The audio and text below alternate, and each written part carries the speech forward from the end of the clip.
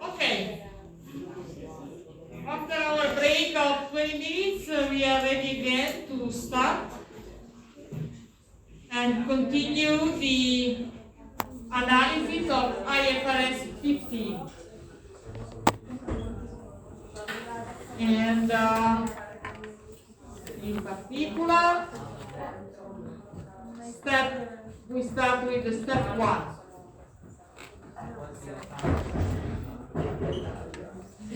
As I told you before the break, step 1, luckily in most of the cases is easy, and it's the easiest step, because we need to identify the contract. As you can imagine, there are companies with a lot of thousands, millions of contracts that are equal. Think about TIM, or think about a utilities company like here in Turin, Iren, that provides energy, electricity to a lot of houses here in Turin. Contracts are standardized contracts. So, yes, it's true, the 5-step model should be applied to each contract, but at the end, if you have standardized contracts, it is enough to analyze one of these contracts, then the situation is the same because the contracts are standardized. Or in other companies, in other industry, like for example, Saipem. Saipem is an Italian company that operates in the construction field. In particular, Saipem constructs pipeline and other big plants for oil companies. As you can imagine, in that case, in the case of Saipem, contracts are different each other because there are few contracts for huge amounts of money with few customers, few clients. Okay, so situation could be very different. Generally speaking, in order to account for revenue, it is necessary that the contract meets these 5 criteria. But I repeat again, in most of the cases, it's very, very easy to verify that all the criteria are met. First, the contract must be approved, but in some cases, the approval of the contract must be in writing. Think about Saipem. One contract maybe the amount, the consideration is 200 million euros. So as you can imagine, the contract is in a writing form and the approval must be also in writing. But when you buy something at Carrefour or Auchan, you are signing a contract. But in that case, the contract is not in a writing form, but simply in an oral form. When you pay, at the end, you are signing a contract. Okay? Of course, for Carrefour or Auchan, at least for the sale, it is easy to understand the rights of each party regarding the goods and services. It's easy because you leave the supermarket with your bags. But think about TIM. When you sign the contract, in the contract, there is written which are the obligations of TIM regarding the mobile device or the telecommunication and internet services. So it must be clearly written in the contract or clearly state, even if the contract is an oral contract, which are the obligations of the parties regarding the goods and services. Moreover, it is necessary to be able to identify the payment terms. For the supermarket, it is easy. You must pay. Otherwise, you cannot leave the supermarket with the goods. But for TIM, for example, if you have to pay a monthly installment, for example, this means that you are allowed to pay the consideration over, 2 years through monthly installments. Okay? In the case of some other companies, maybe they allow 2 months in order to pay the amount due, and so on. These 3 first criteria are very important, and if a contract does not meet these criteria, the contract is not valid for an accounting, from the accounting point of view. Okay? So it cannot be recognized in the accounting books. There are other 2 criteria, but in this case, most of the cases, it is very, very easy to demonstrate that these 2 criteria are met. Contract must have commercial substance. This means that the company is putting in place the contract with a business purpose. And this is the case of 99.999% of the transaction. This statement is just to avoid not fair behaviors from companies. I'll give you an example that is not strictly linked to the revenue recognition, but that can help you in understanding what commercial substance means. Soccer clubs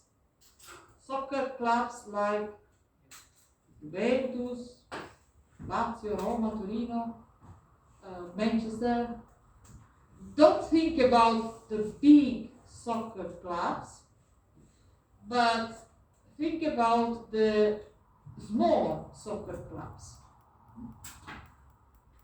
In most of the cases, they have financial difficulties and their income statement is not so good. So their objective is to improve the income statement. Suppose that they have the soccer club A has the right to use to obtain the performance of a player. The soccer club B has another player and has the right to obtain the performance of this other player. Both the clubs have financial difficulties. So the idea is to exchange the two players and to value the amount of the transaction at a very important amount. So, how much is the value of the player A? 2 million. How much is the value of the player B? 2 million. Very good. So, the two soccer clubs, they exchange the players. Soccer club A has a receivable, but also a payable for the same amount. So, cash exchanged, 0. But, since the player, to be more precise, the rights to use the player A was recognized in the intangible asset maybe at 0. If I sell something at 2 million, but the carrying amount is 0, how much is the gain to be recognized in the income statement? If I sell at 2 million, something that is recognized in my balance sheet in the intangible asset at 0 or not 0, maybe, I don't know, 50,000 or something like this. How much is the gain in the income statement? 2 million. 2 million for the soccer club A, 2 million for the soccer club B. But in most of the cases, the player A continues to stay at the soccer club A, or maybe in the soccer club B doesn't play any match.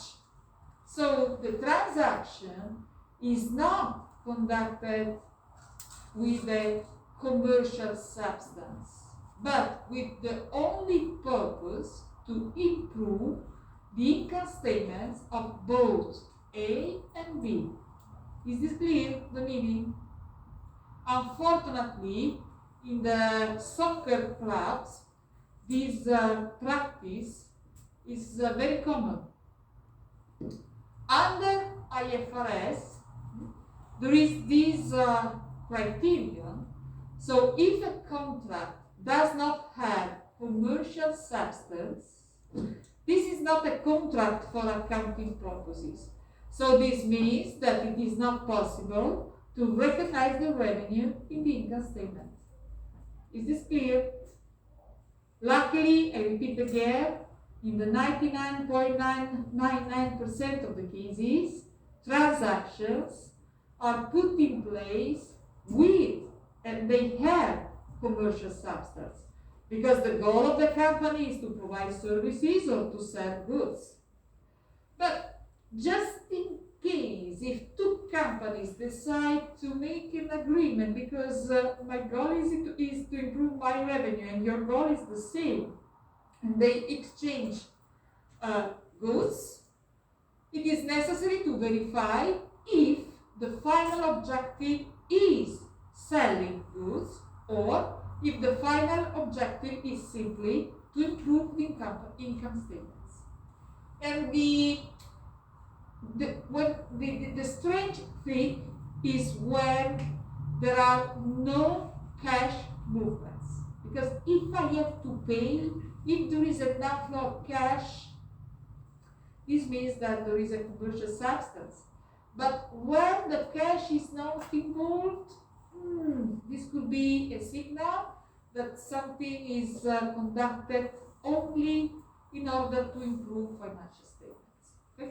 In our exercises, do not worry, we always suppose that transactions have commercial substance. Okay? Also, the last criteria, collectability of consideration is probable. We are at the beginning. We are at inception. If we sell, this means that at least when we sell, we expect to collect the trade receivable. Then, unfortunately, after 2 months, maybe we realize that our customer has some financial difficulties. But this is not a problem at the inception. This is something that occurs after the recognition of the revenue. This is not a matter of accounting. It's a big mistake for business to sell something to someone that we already know will not be able to pay. This is not a problem of accounting. Do you agree with me? This is another problem. That means that there are some big issues in the process of the company. If the company continues to sell products or to provide services to customers for which it is not probable since the beginning to collect the money. So again, in most of the cases, also not in most, in 99.99999% of the cases, the collectability is probable at inception. This doesn't mean that maybe after 1, 2, 3, or 4 months, we can realize that there are some troubles in collecting the trade receivable. Is this clear for everybody? And if an arrangement does not meet the definition of contract, so the 5 criteria are not met, in this case, this means that it is not possible to recognize a revenue. Okay? And because they are not contract within the scope of IFRS 15. Revenues in this case are recognized only when the amounts are not refundable, but this is a very particular situation. Okay? In our exercises, the criteria are always met. Okay? So these are very particular cases. Then, sometimes it could happen that a company enters with the same customer more than one contract, more or less at the same time. So, suppose that I want to sell and provide services to a customer, and instead of signing a single contract, I decide to split the performance obligation into 2 different contracts. But the customer is always the same. The 2 contracts are signed in the same date. For example, today, or one today and the other one tomorrow. So, keep in mind, under IFRS, substance always prevails on form. If the company decides to split a single performance obligation into 2 contracts, but the performance obligation is just one, the 2 contracts are negotiated together. The consideration indicated in one contract impact the price of the other contract. The performance obligation is just one performance obligation. So this means that the form many contracts. The substance, even if the performance obligations are split into many different contracts, for accounting purposes, these contracts must be combined and they must be accounted for as a single big contract. This is again in order to avoid unfair behavior of companies. This means again that substance prevails over form.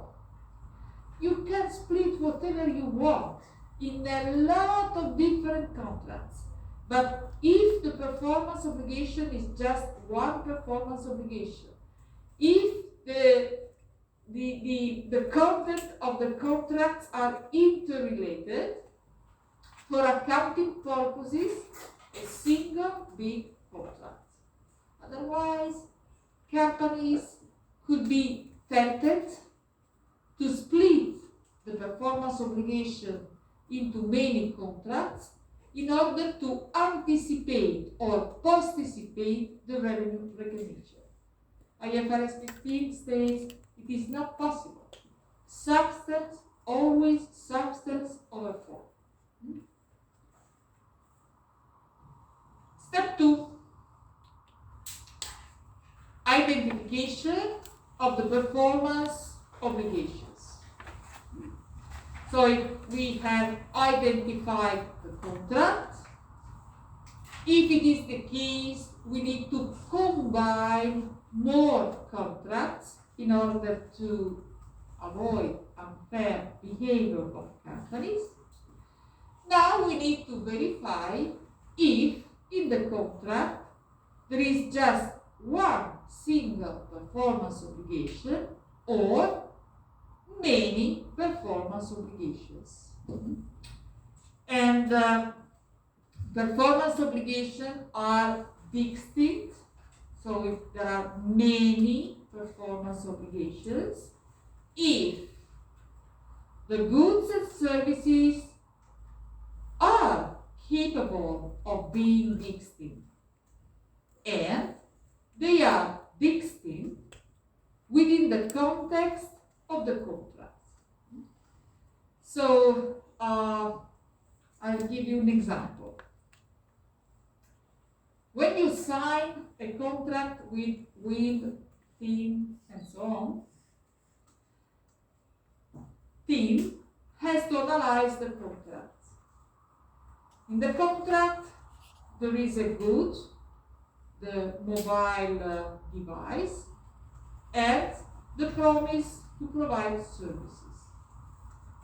Are these goods and services being capable of being distinct?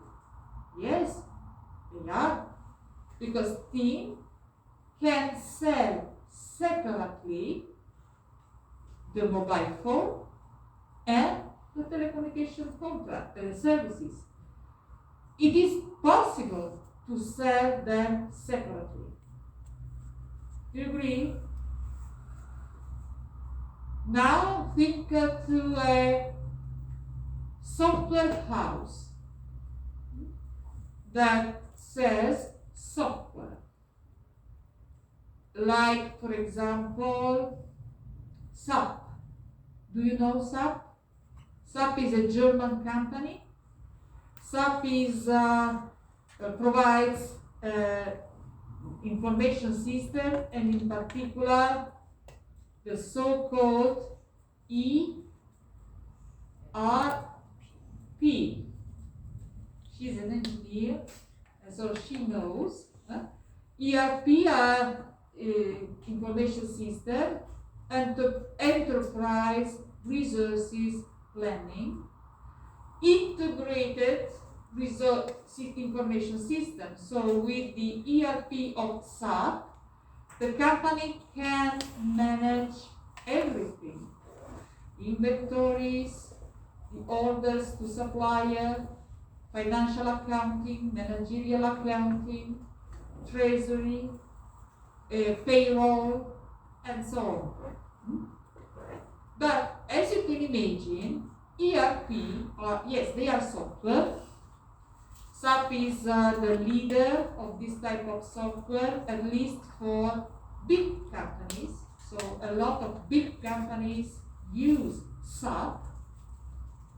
But as you can imagine, it is not so easy to use SAP. You buy SAP, the license, but then with the license, you cannot do anything. SAP, this type of software, ERP, need to be implemented, need to be customized in order to be adapted to the specific company. So, yes, it's true, it is possible to sell the license and the customization. They are capable of being these things. But for the customer, what is important is not the license by itself, but it's the license plus the customization. For the customer, even if it is possible to sell separately the license of the software and the customization is so important, so disruptive, that the customer cannot use the software without the customization. So yes, they are capable of being distinct, but they are not distinct in that specific contract. Because what is important is the use done by the customer. Completely different story for Microsoft and for Microsoft Office and the tools, okay? Because you can install it by yourself. Maybe you can ask for help to someone and you have to pay it, but it's not the same as you can imagine to implement Microsoft Office or an ERP that is used in order to manage from an information point of view all the transactions of the company. Is this clear for everybody? I'll give you another example. Cyber, but also other companies that construct big assets like pipeline, dams, big buildings, highways, and so on. They can do a lot of things. They can manage only the engineering part. They can make a service of procurement. Okay? Procurement means that, imagine how many raw materials, human resources, and so on are necessary in order to build a pipeline, for example. Okay? It's a complex activity. Cyber can provide a procurement service. Then it is necessary to construct. Okay? So, cyber and companies like cyber, sometimes they sell only the engineering activity, or they provide only the procurement service, or they construct only the asset. So if we look at this contract, the engineering activity is capable of being distinct compared to the procurement service and the construction service. But in most of the contract, cyber provides all the three activities: engineering, procurement, construction. And even if in theory it is possible to separate the three activities, in practice in that specific contract with that specific customer, the three activities are strongly interrelated. As you can imagine, the price is not the same if you provide only the engineering activity or if you provide everything: engineering, procurement, construction. Is this clear for everybody? For the customer, as you can imagine, in most of the cases, customers are governments or very big companies. At the end, they are interested in the final result. They are not interested in the engineering activity, in the procurement activity, in the construction activity. They are interested in having the pipeline ready to be used. Is this clear? The message is that the analysis of the performance obligation is something that is not so, in some industry it is very easy. In some other industries, it is necessary to read the contract and to understand what is the goal of the services, the objective, but we need to use the customer perspective. Okay? And it is not the same to identify a single big performance obligation or three separate performance obligations. Because if there is a single big performance obligation, the step 5, the recognition of the revenue, depends on the satisfaction of the big single performance obligations. If in a contract there are three separate performance obligations, step 5 must be applied 3 times.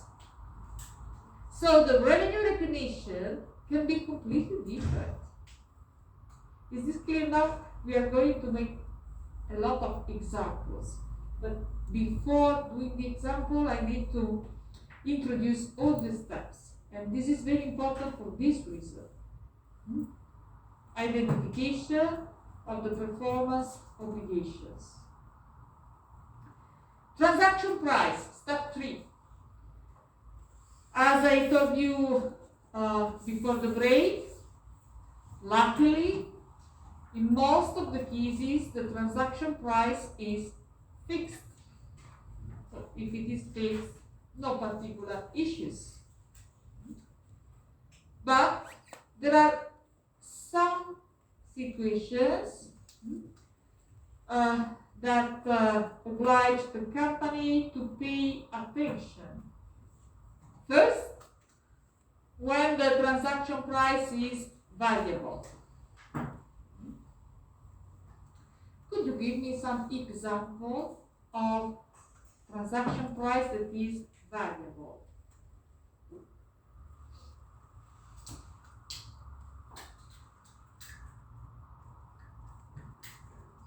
Any idea?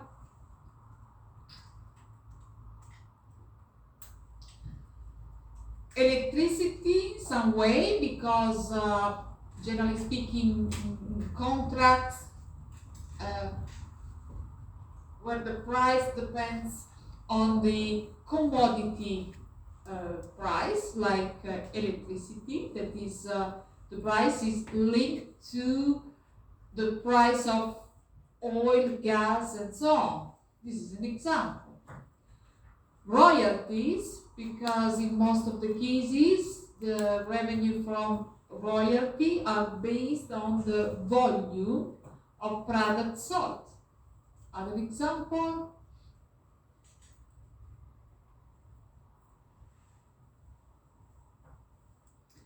in the construction industry, not only for cyber, but also, for example, Airbus. Okay? Airbus manufactures aircraft. As you can imagine, it takes a long period of time in order to sell the aircraft. So Airbus obtained the order, then the production is started, and then there is a delivery time. It is quite common in this type of contract to include bonuses and penalties. So if you deliver the aircraft on time, the price is 100. If you are able to deliver the aircraft in advance of 6 months, the customer will provide a bonus of, 2%. But if you deliver the aircraft late, so with a delay, in this case, the customer will apply a penalty. Bonuses and penalties are variable consideration because they change the amount 100 and they can both increase or decrease the amount. Is this clear for everybody? Bonuses, penalties, but also rebates and discounts and so on. And then the other particular situation is that of the presence of a significant financing component. Suppose that you are a company and you allow your customer to pay in 2 years.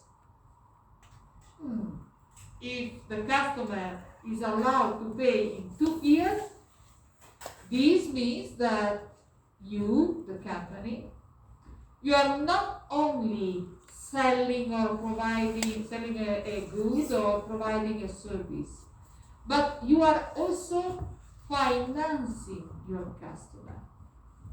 Because it is better, as you can imagine, for the customer to pay in 2 years instead of paying in 2 months. Okay? So in this case, again, it is necessary to separate the significant financing component. Then this is, as I told you before, the step 4 must be performed only when there are a lot of performance obligations in a single contract. Right now we skip this slide, but we will come back with exercises. I would like to go to slide 18, because in this way we can start with some exercises. Step 5, eventually we have identify the contract, identify the performance obligations, we have assessed the transaction price. If the performance obligation is just 1, we skip the step 4. So step 5, the recognition of the revenue. Under IFRS 15, revenue is recognized only when the performance obligation is satisfied.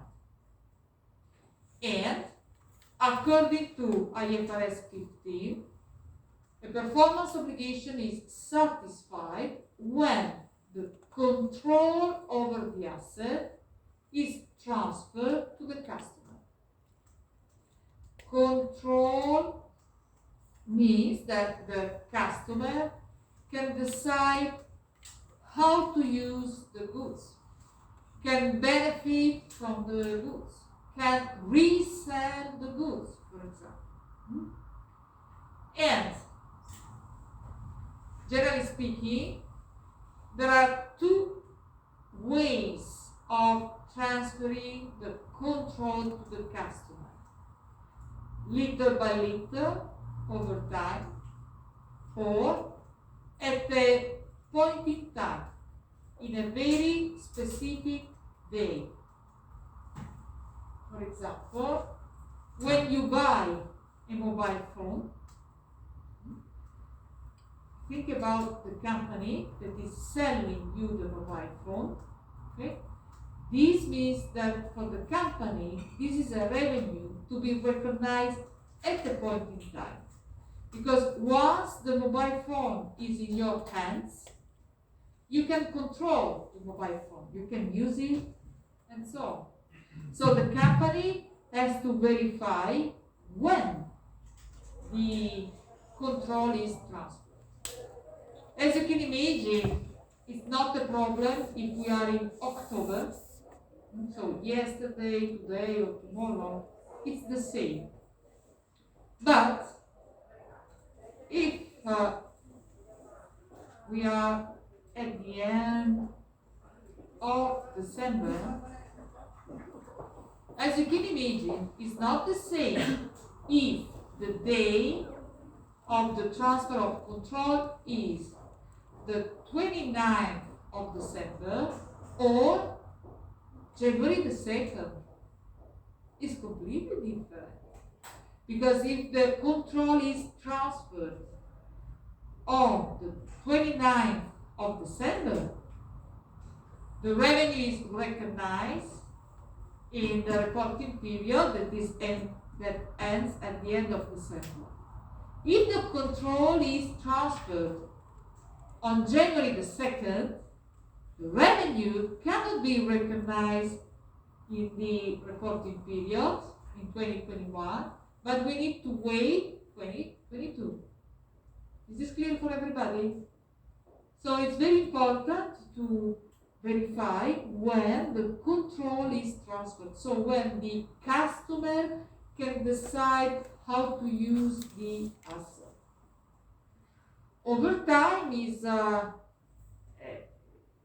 situation of some type of services, for example, cleaning services, maintenance services, telecommunication services. They are provided overtime.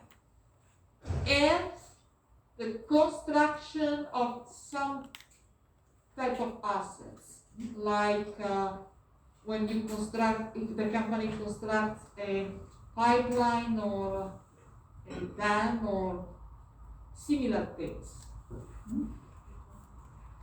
Performance obligations satisfied over time. This means that the revenue is split, is divided over a period. 2 months, 2 years, some contracts last 5, 6 years. So it is important in this case to identify a method in order to split, to divide the revenue over time. There are 2 types of methods, and we will also in this case we will make some exercises in order to understand how outputs and in particular inputs methods work. Right now what is important is that if the performance obligation is satisfied over time, also the revenue must be split over time. So the problem is how to divide it. When the performance obligation is satisfied at a point in time, here the problem is to identify the right date. Okay? So revenue performance obligation satisfied over time. The critical issue is to identify how to split the revenue. Performance obligations satisfied at a point in time. The critical issue is to identify the day, because the end, the 28th of September or the 2nd of October is different. Okay? And here there are some examples of situations, or better, of indicators, a list of indicators in order to help companies in understanding if the control is transferred or not. For example, if the company has the right to be paid, this is an indication of transfer of control, because the customer accepts to have the obligation to pay only if the customer can use the asset. If the legal item, the legal title is transferred to the customer, generally speaking, with the legal title, can use and above all can resell the asset. So if the legal title is transferred, again, this is an indication of transfer of control. In any case, if the customer has the physical possession of the asset, this means that the customer can use the asset. So again, an indicator of control. If the significant risk and rewards of the asset reside with the customer, again, this is an indicator of transfer of control. If the customer has accepted the asset, generally speaking, this is done only if the customer is satisfied and so the control has been transferred. Okay? These are just examples. Now, the difficult point is to put together everything. Step 1, step 2, step 3, 4, and 5. In order to apply in practice the principle of IFRS 15 to different situations. Okay? The difficult part of IFRS 15 is that there are so many business models, so many types of companies, that I cannot give you, like for example in the case of lease. At the end, leases, yes, they are complex, but at the end, the accounting for is always the same. There are some peculiarities, of course, but it's there. Here, revenue, we are talking about the business model of the company. And each company has its own business model, and so it is a little bit more difficult to apply this standard for you, I mean, because in order to apply this standard, the precondition is knowing the business model of the company.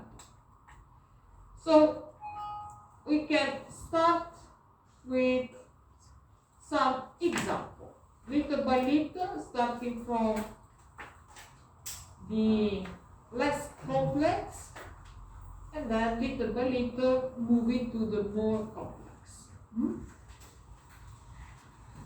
Suppose that there is a company that sells products like, suppose FCA, for example, PSA, Volkswagen, BMW, and so on.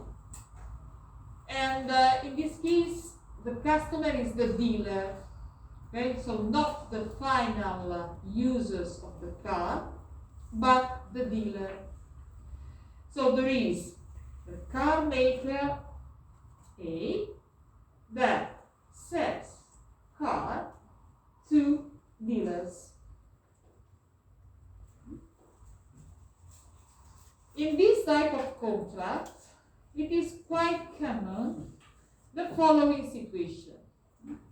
Suppose, of course, we now imagine a single type of cars, but at the end the mechanism is the same. The car maker, generally speaking, they say to the car dealers, that the price of the car is, I don't know, 20,000 euros per car. Okay? So the price of car Y is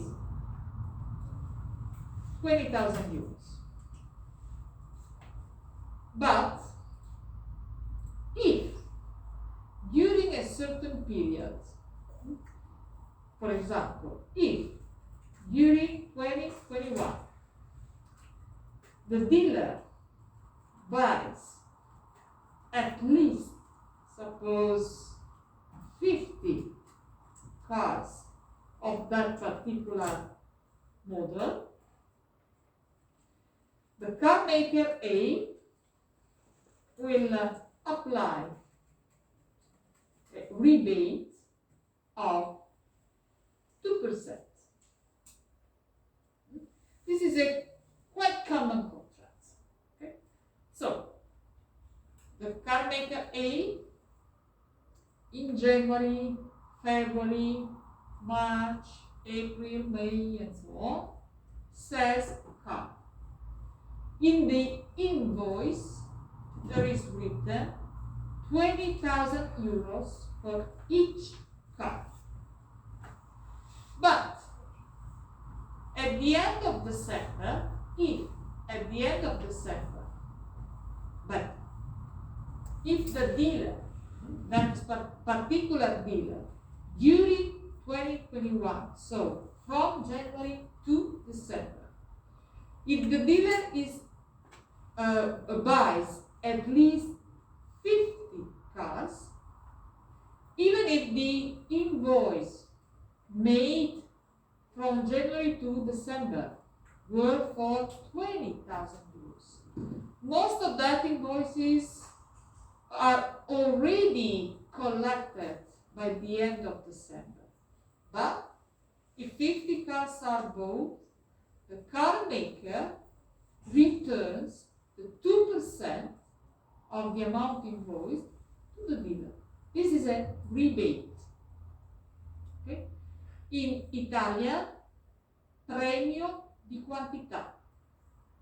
So a premium in order to, because of the quantity, but in English, the rebate. Okay? So, what is the problem here? If we use our slide, and we need to go to the step 3. Okay? Think about the transaction price. Is the transaction price fixed or variable? Variable. Yes. Because what is for sure, so here the problem is the step 3. Determination of transaction price. Transaction price is variable.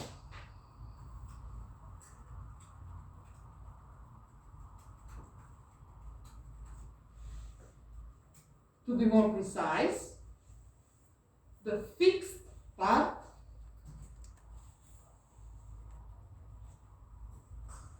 how much is for each car the fixed price? How much is? The 98% of 20,000. Okay. This is the fixed price.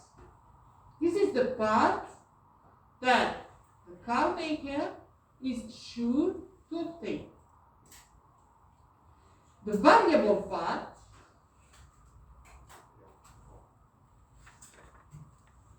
is the 2% of 20,000. That is 400. Is this clear for everybody? So in the invoice there is written 20,000.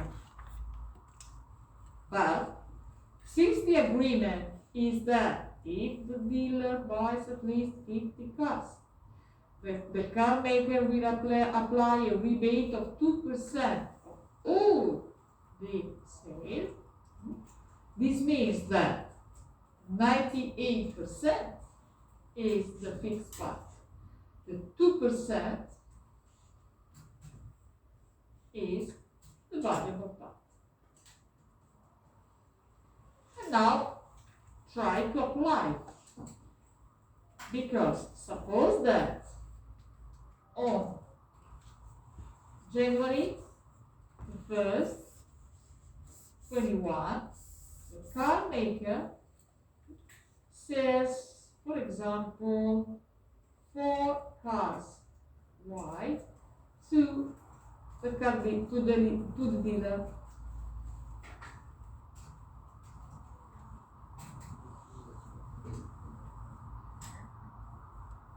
The car maker has to recognize step 1, identification of the contract. The contract is approved. The rights and obligations are clear. Suppose that the amount is due in 2 months, for example, so also the payment terms are defined. Step 2, identification of the performance obligation, just one performance obligation, say the sale of 4 cars. There are no services, nothing else. Okay. Step 3, transaction price. And step 5, suppose that on January the 3rd, the car makers not only sells but delivers, okay, 4 cars. So please go to the slide 20, where there is the list of indicators of the transfer of control. This type of performance obligation is satisfied at the point in time. You agree? Is this clear for everybody? Because once the car is delivered and it's at the dealer premises, the performance obligation of the company is satisfied. So the problem is here. Step 1, identification of the contract, as I just put, no issues. Okay. Step 2, identification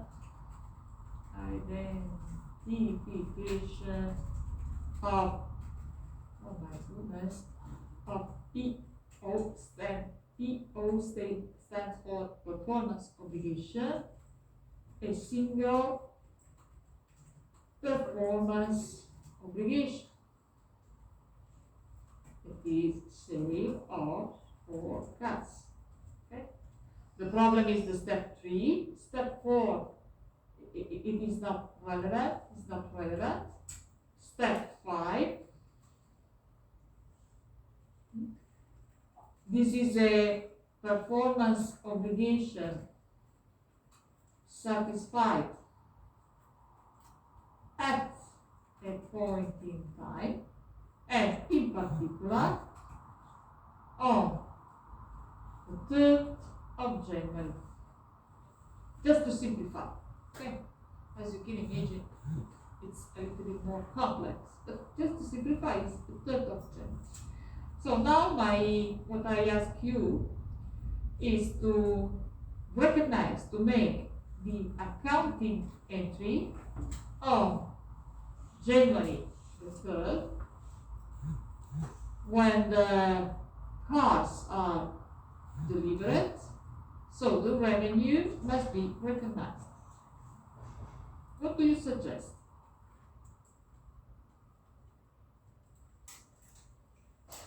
What do you suggest?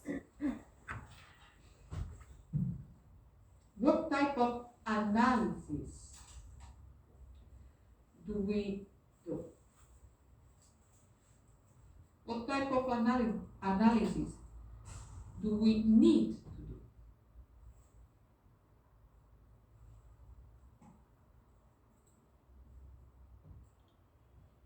Any ideas?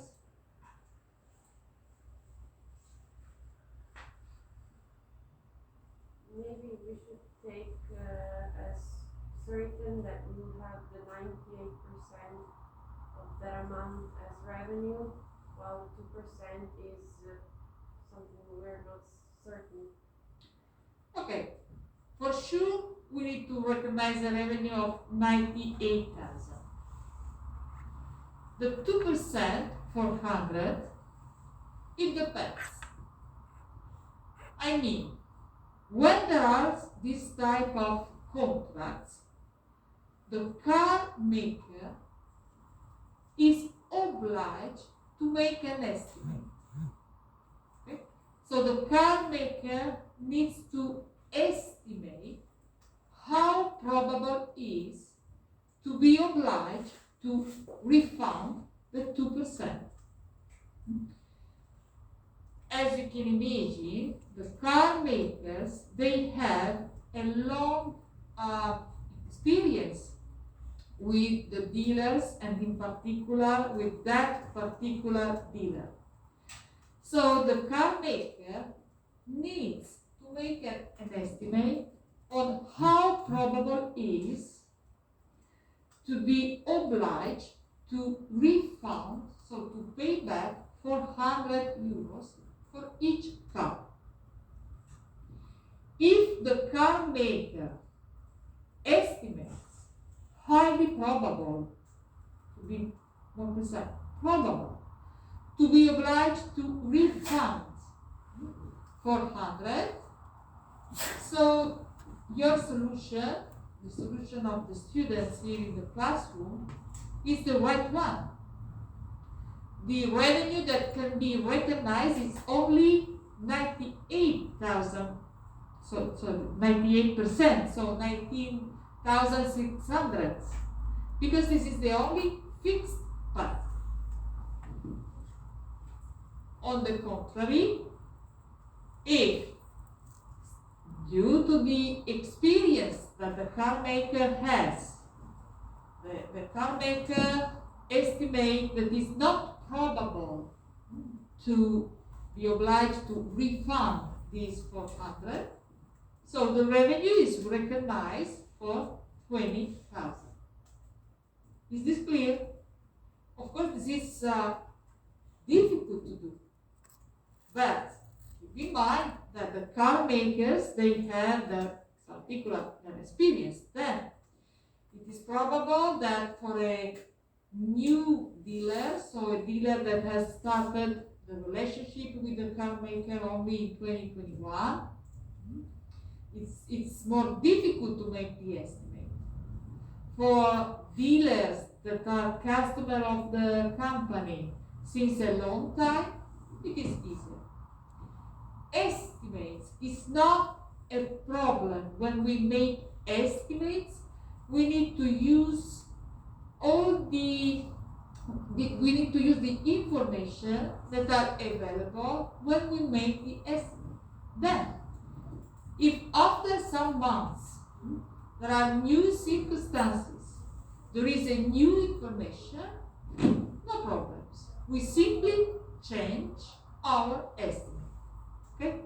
So, for example, if the company, scenario A, the car maker estimates probable to be obliged to pay the rebate.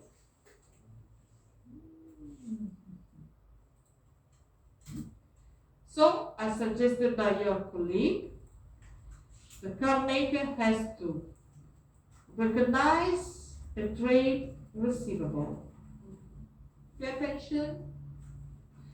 I don't use the VAT just in order to make to include other complexity, but pay attention. Okay, VAT must be considered according to the type of transaction. But if the customer, the dealer, is an Italian dealer or a dealer that is within the European Union, there is the VAT. Okay? But in our accounting entries, we don't we exclude VAT simply because of simplicity. Okay?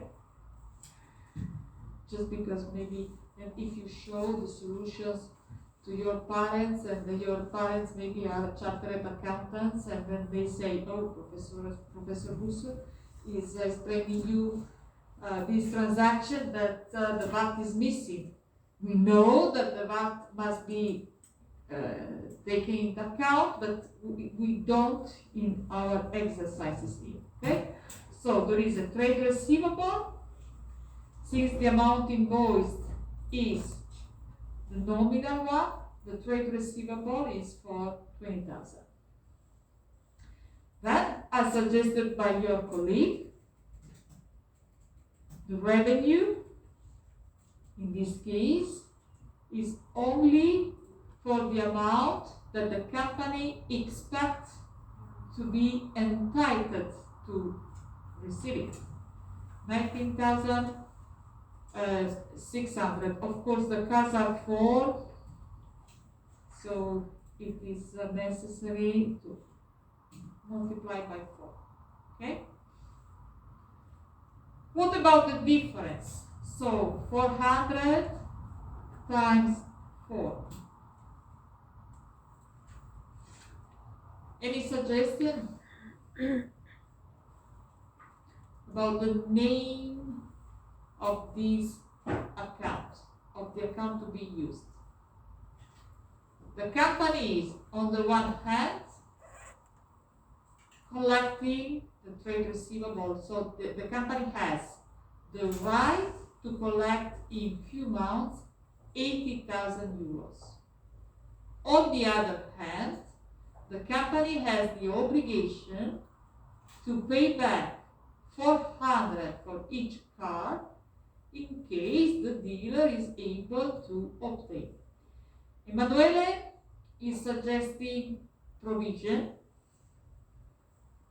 It is not wrong, but the other students debate loss. It's better not to use the word loss because this is something to be recognized in the balance sheet. Okay? Loss is a something that we can use. The rebate loss is sounding like something in the income statement. Okay? Discount is not enough. Discount allowed, rebate fund. They are the description. But if we look at the nature of this account, this is a liability. So this is why it is not so wrong, Emanuele, to use provision, but under IFRS, these are simply liability. So liability, and then we need to include a description. So this is a liability towards the customer for rebates. Another way is simply using contract liabilities for rebate. Contract, because keep in mind the name of the standard. IFRS 15, the name is revenue recognition from contract with the customer. So this is a liability that is originated by the contract. Okay? Is this clear for everybody? And scenario A1. Oh, I don't. Okay. In 2 months, the dealer pays. Okay, so 3 January and so March. So on the 3rd March, the car maker, the customer pays. So we recognize bank account of the amount of the trade receivable, and the trade receivable are eliminated, are derecognized. Is this clear? Then, scenario A1. Our estimate is confirmed. So, scenario A1, our estimate is confirmed. So this means that the company is obliged to pay back 1,600, but pay attention to the period. Okay? The period is the whole year. Okay? 2021. So the final assessment can be done only in January 2022. Do you agree with me? Because we need to have all the 12 months in order to verify that if that specific dealer has bought during 2021 at least 50 cars. Okay? So, scenario A, our estimate is confirmed. So, during 2021, the dealer has bought more than 50 cars. So, in this case, this means that probably in January, February, it depends, 2022, the car maker has to pay back 2%. So this means that, look, we have a liability and now we have to pay. So we eliminate exactly the same account used in order to recognize the liability, and the amount is 1,600. The company has to pay, so there is an outflow for the bank account. Okay? Scenario A. 1. But what if the dealer does not buy enough cars? So, scenario A2, during 2021, the dealer has bought less than 50 cars.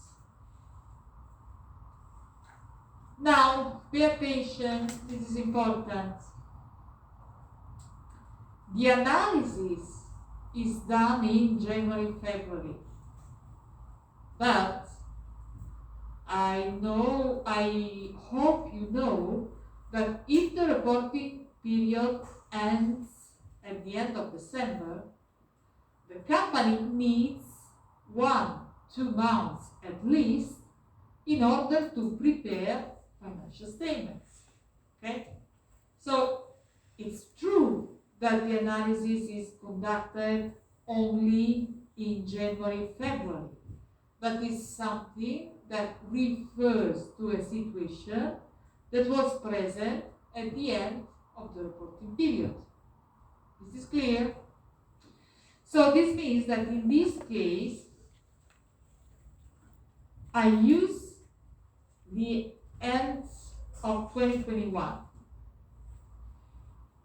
This accounting entry is done in January, February, but even if it is done in January, February, when you use the accounting system, you can decide which is the reporting period to be used.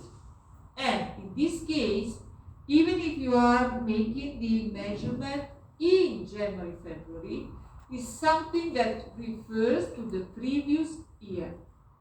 Is this clear? I open some brackets. How many months there are in 1 year? 12. But I can assure you that if you start to use an accounting information system, you will find 13 periods. Not 12 months. 13 periods. Why? Because the periods from 1 to 12 are for transaction put in place in January, February, until December. Then, when you are in January, February, and you are making accounting entries, but these accounting entries refer to 2021, you use the 13th period. So, the accounting entry is done in January 2022, but the accounting period is the 2021. So when you choose in the accounting system the month, you don't use 1, because 1 is for January 22. You are making an accounting entry that you want that this accounting entry affect 2021. Is this clear? It's just a matter of accounting system. So at the end of 2021, even if this accounting entry is done in January 2022, it is necessary to change our estimate. Okay? Because at the beginning, we recognize a liability. And for sure, we need to eliminate this liability. Where are you? Here. This one. Here. Okay. Do you agree with me? Because the dealer has bought only 45. The dealer does not have the right to the rebate. But we recorded a liability of 1,600. Now we don't have any liability. So we need to de-recognize the liability. We don't pay. We don't have to pay. So, your opinion, what is the fee account to be used in the credit side? Because in the debit side, we de-recognize the liability. What about the other part? It's a gain. Exactly, but this is a gain. Okay? It has a positive impact on the income statement. But according to IFRS 15, it is not right to use gain on estimate. But when there is a change in an estimate, we have to use the same fee account used when the original estimate was done. So in our case, revenue. In particular, I simply wrote revenue, so it's revenue. Okay? from my point of view, if you use game, it works. Okay? But it is better to use revenue because this is a change in an estimate. And when there is a change in the estimate, the account to be used is the same the account affected by the original estimate. In our case, revenue. Is this clear for everybody? And this is the scenario A. You can try for tomorrow, not for tomorrow, but for Thursday afternoon. You can try to continue the exercise in the scenario B. That is, when the sale is recognized, the car maker estimates not probable to be obliged to pay back the rebate. As you can imagine, it's the situation is the opposite. Okay? So imagine in the scenario B that at the beginning the car maker estimates not probable to be obliged to pay the rebate, and then a B1 and a B2 with the estimate that is confirmed or the estimate that is not confirmed. Is this clear for everybody? For next Thursday in the afternoon. Thursday afternoon will be mostly dedicated to exercises about revenue recognition. Okay? Exercises I mean I want to give you a lot of practical situations of the implementation of the 5-step model. Okay, if you don't have any other question, we can end our lecture. These afternoon exercise hours and the lecture the next Thursday in the afternoon. Okay? Have a nice afternoon.